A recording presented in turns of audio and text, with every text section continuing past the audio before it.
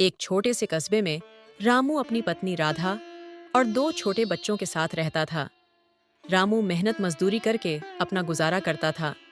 उसे मजदूरी बहुत कम मिलती थी और महंगाई बहुत ज्यादा थी, इसलिए उसके घर पर दिन में एक ही बार खाना बनता था।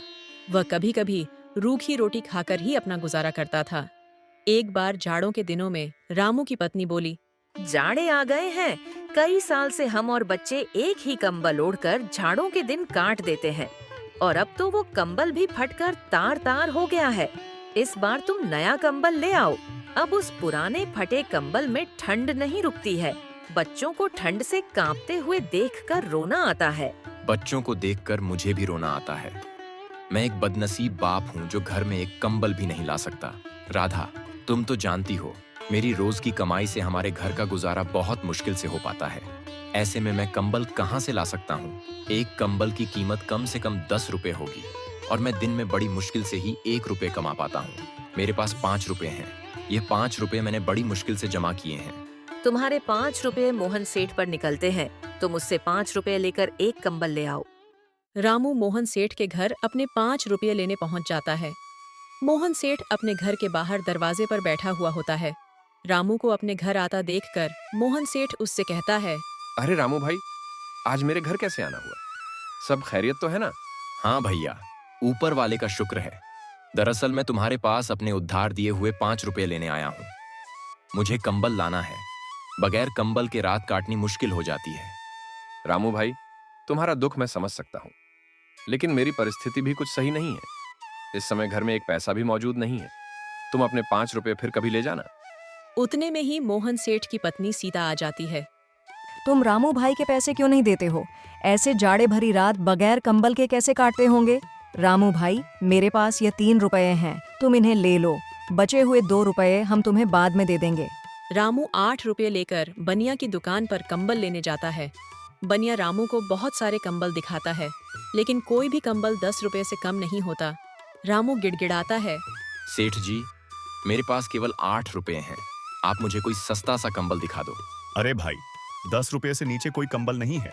रामू हिम्मत करके कहता है, सेठ जी, तुम मुझे यह 10 रुपए वाला कंबल दे दो। मैं तुम्हें 2 से 4 दिन में दे दूंगा।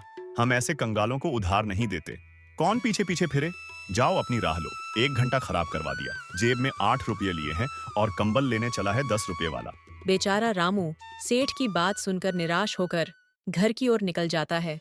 रास्ते में रामू सोचने लगता है, कितनी हैरानी की बात है। मैं सारे दिन काम करता हूँ, उस पर भी घर में कोई आराम का साधन नहीं है। गर्मियों में गर्मी से परेशान रहते हैं और जाड़े में ठंड से परेशान रहते हैं और ना ही कभी पेट भर खाना मिल पाता है। ऐसी जिंदगी जीने से क्या फायदा जब मैं अपने बच्चों को सुख नहीं दे सकता। बेचारी राधा ने घर से चलते समय कहा था कि कंबल जरूर लेकर आना। अब मैं क्या जवाब दूंगा उसको? बेचारी मेरी वजह से कितनी परेशानियों का सामना कर रही है। अब मैं क्या करूं? कहाँ जाऊं? तभी रामू को ठंड से कांपता हुआ एक बूढ़ा आदमी दिखाई देता है, जो किसी गहरी सोच में डूबा हुआ आसमान की तरफ देख रहा था।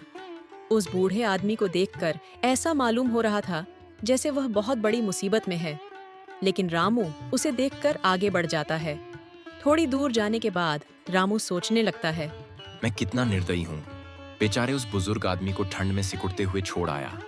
कहीं वो बूढ़ा आदमी ठंड से मर न जाए। पता नहीं उसने कुछ खाया होगा भी या नहीं। कितना बुरा होगा अगर मैं उसे इस हालत में छोड़कर चला गया। मुझे उसकी मदद करनी चाहिए। फिर रामू वापस उस बूढ़े आदमी के पास गया। उस आदमी को ठंड से कांपता हुआ देखकर रामू को उस पर तरस आ गया। फिर वह उस आदमी से बोला, बाबा, आप इतनी ठंड में यहाँ क्यों बैठे हैं? क्या आपको कोई मदद चाहिए? बेटा, मदद तो मुझे चाहिए, लेकिन तुम मेरी क्या मदद करोगे? तुम्हारे कपड़े तो खुद तुम्हारी कहानी बता रहे हैं। बाबा, मेरे बस का हुआ तो मैं आपकी मदद जरूर करूंगा। ज्यादा ना सही तो थोड़ी बहुत तो कर ही दूंगा। बेटा, मैंने एक सूदखोर से ब्याज पर 7 रुपए लिए थे, लेकिन मैं समय पर उसके पैसे नहीं दे पाया। इसलिए उसने मुझसे मेरा घर छीन लिया और मुझे बेघर कर दिया। मेरे पास इतने पैसे नहीं हैं कि मैं उस सूदखोर के पैसे देकर अपना घर वापस ले सकूं। ना ही मुझसे अब कोई काम होता है जो उसके पैसे कमा कर दे सकूं। बाबा, आपके बच्चे नहीं हैं? बेटा, मेरे 2 लड़के हैं। मैंने उन्हें दिन रात मजदूरी करके पढ़ाया था। जब उनकी नौकरी लग गई तो वो मुझे छोड़कर शहर चले गए।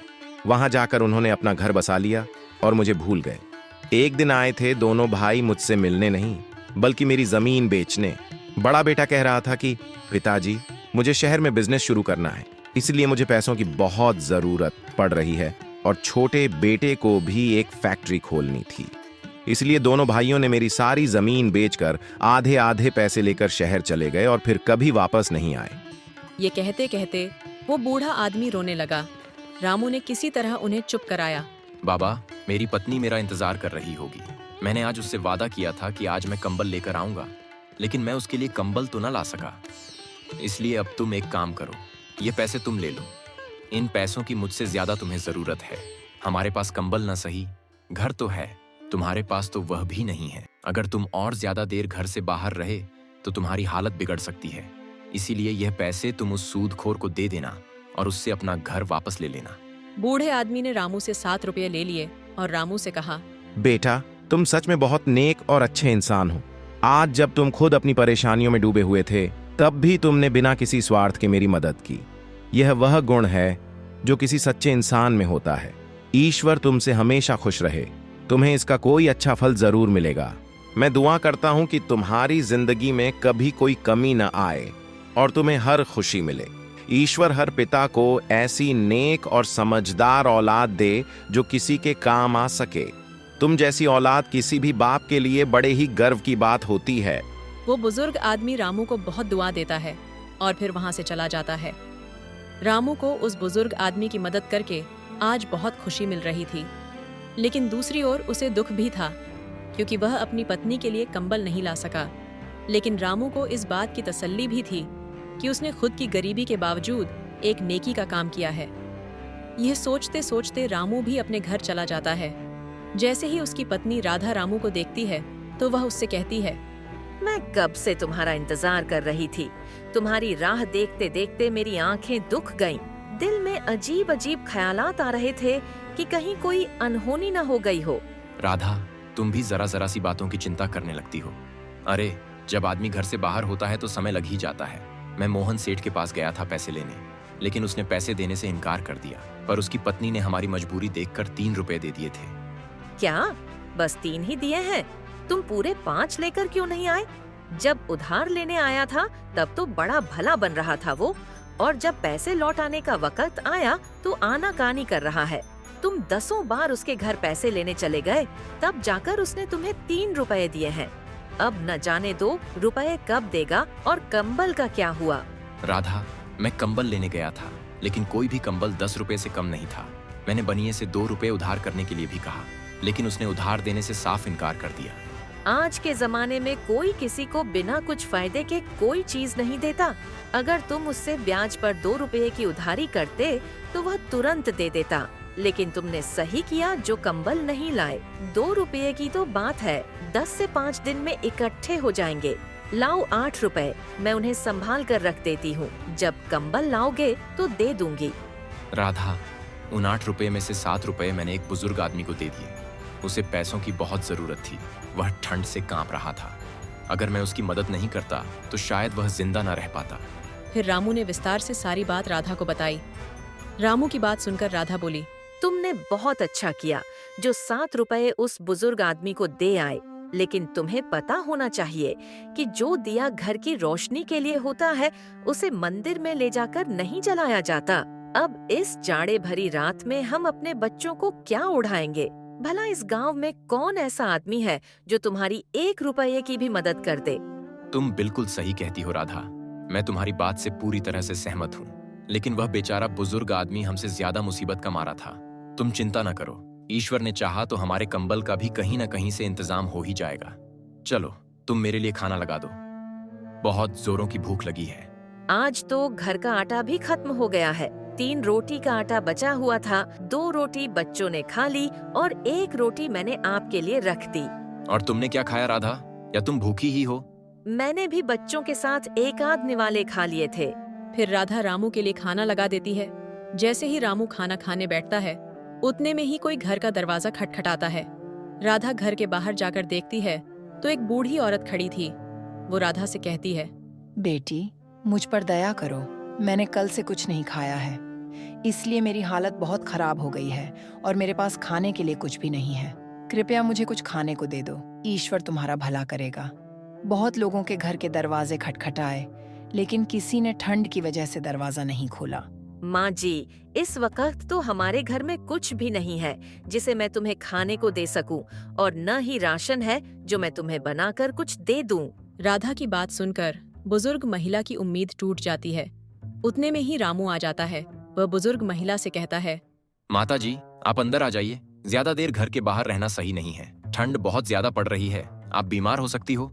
रामू उस बुजुर्ग औरत को घर के अंदर ले आता है और फिर राधा से कहता है, राधा, मेरे लिए तुमने जो एक रोटी बचाकर रखी थी, वह रोटी माता जी को दे दो। लेकिन स्वामी, आप क्या खाओगे? आपने भी तो सुबह से कुछ नहीं खाया है। राधा, उस रोटी की जरूरत मुझसे ज्यादा माता जी को है, क्योंकि यह मुझसे ज्यादा भूखी है। इसलिए यह रोटी माता जी को दे दो। फिर राधा ने वह रोटी बुजुर्ग औरत को दे दी। बूढ़ी औरत बहुत भूखी थी, इसलिए उसने वह रोटी तुरंत खा ली। वह बोली, आप लोगों ने इस बुरे वक्त में मेरी सहायता की है। मैं तुम्हारा यह एहसान जीवन भर नहीं भूलूंगी। वह बूढ़ी औरत रामू और राधा को दुआएं देती हुई चली जाती है। अगली सुबह राधा रामू से बोली, तुमने भी रात को कुछ नहीं खाया और बच्चे भी थोड़ा बहुत खाकर ही सो गए थे। तुम एक काम करो, तुम्हारे पास जो बचा हुआ 1 रुपए है, उससे घर का राशन ले आओ। पत्नी के कहने पर रामू घर का राशन लेने के लिए बाजार की ओर रवाना हो जाता है। रास्ते में उसे एक बूढ़े आदमी के रोने की आवाज आती है। वह बूढ़ा आदमी अपने बेटे से कह रहा था, बेटा, तू मेरी क्यों नहीं सुनता? मैं कितने दिन से कह रहा हूँ कि मेरी बीमारी बढ़ती ही जा रही है। तू मुझे किसी हकीम के पास ले चल। पिताजी, मैं आपके इलाज के लिए पैसे कहाँ से लेकर आऊं? आप तो जानते ही हो, मेरे पास एक भी पैसा नहीं है। फिर भी आप बार बार कहकर मुझे शर्मिंदा क्यों करते हो?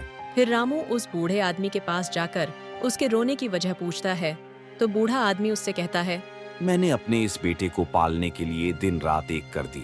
बड़ी मेहनत मशक्कत से मैंने इसे पाला है। जब यह 1 साल का था, तभी इसकी माँ ईश्वर को प्यारी हो गई थी। मैं चाहता तो दूसरा विवाह कर लेता, लेकिन मैंने इसकी वजह से नहीं किया कि कहीं दूसरी पत्नी इसे परेशान न करे और इसकी जिंदगी खराब न हो जाए। और आज जब मैं बूढ़ा हो चुका हूँ, तो यह मुझे किसी हकीम के पास नहीं ले जाता जिससे मैं अपनी बीमारी का इलाज करवा सकूं। फिर बूढ़े आदमी का बेटा रामू से कहता है, मैं इस बात से सहमत हूँ कि इन्होंने बड़ी ही तकलीफों से मुझे पाला है और पाल पोस कर जवान किया है, लेकिन मैं मजबूर हूँ। मेरे पास इतने पैसे नहीं हैं कि मैं इनको किसी हकीम के पास ले जा सकूं। रामू दोनों बाप बेटे की बात सुनकर परेशान हो गया और फिर उसने अपना 1 रुपए, जिससे वह घर का राशन लेने जा रहा था, बूढ़े आदमी के बेटे को दे देता है।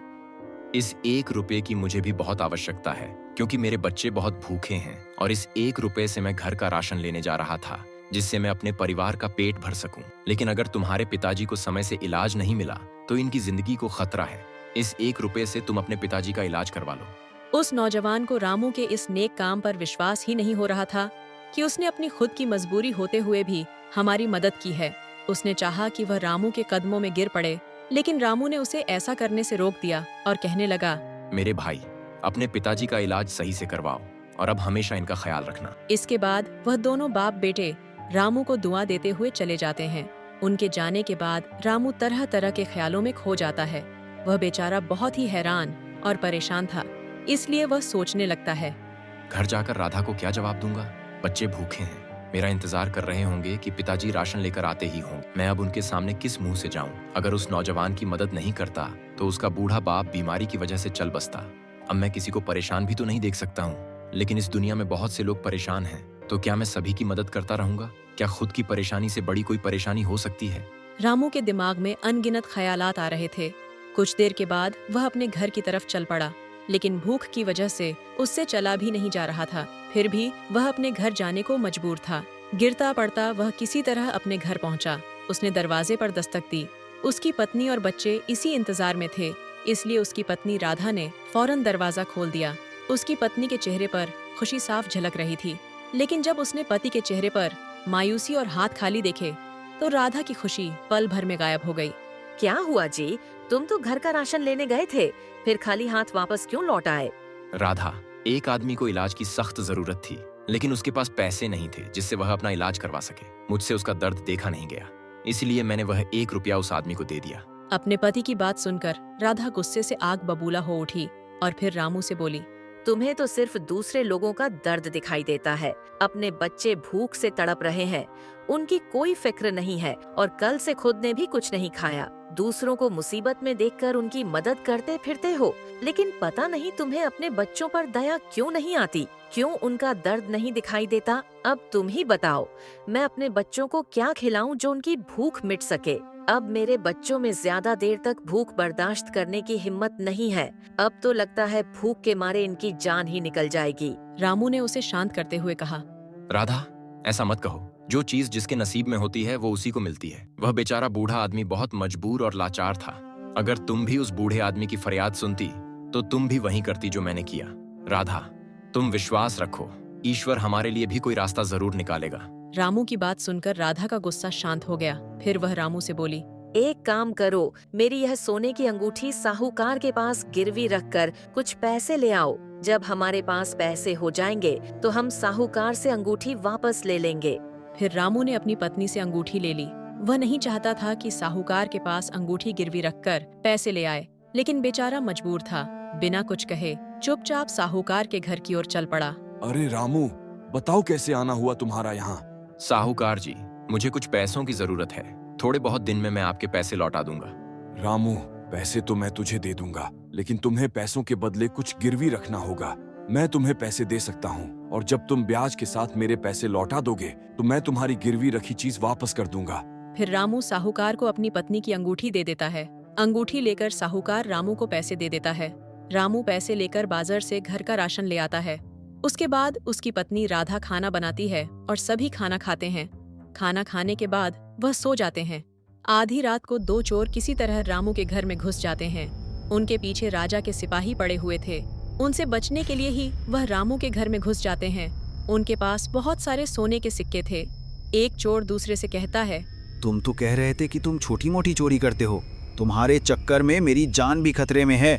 अगर सिपाहियों ने हमें पकड़ लिया तो राजा हमें जिंदा नहीं छोड़ेगा। मैं तो कह दूंगा कि तुमने ही मुझे चोरी करने के लिए कहा था।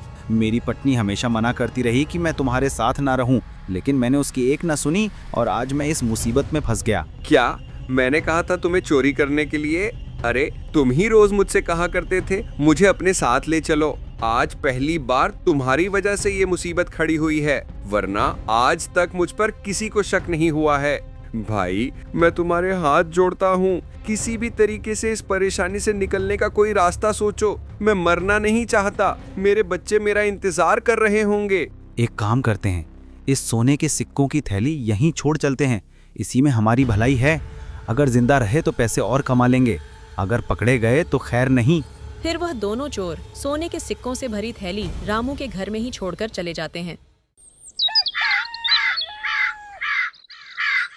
सुबह जब रामू और उसकी पत्नी राधा सोकर उठते हैं तो देखते हैं कि एक थैली रखी है। रामू ने जब वह थैली खोली तो सोने के सिक्के देखकर उसके होश उड़ गए। रामू ने राधा से कहा, लगता है यह सब ईश्वर की मेहरबानी है। उन्होंने ही हमारी परेशानी देखकर ये सिक्के हमारे घर में रखे हैं। राधा, मैंने कहता था कि एक दिन ईश्वर हमारी परेशानी जरूर दूर करेंगे। उन सोने के सिक्कों को पाकर रामू कुछ ही दिनों में बहुत मालदार हो जाता है। उसके बाद वह अपने लिए एक अच्छा सा मकान बनवाता है और फिर वह अपनी पत्नी के साथ खुशी से जीवन बिताने लगता है।